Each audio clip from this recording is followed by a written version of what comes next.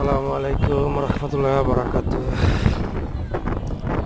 অনেকদিন পর আল্লাহ তাআলা বাংলা মসজিদে নেওয়ার তৌফিক দান করছে, তাই গেছি এবং ওই জায়গায় 2 রাকাত নামাজ পড়ছি।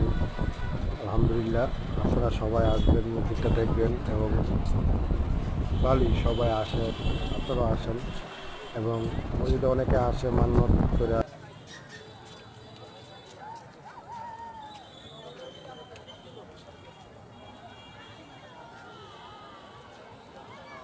রাস্তা ভালো একবারে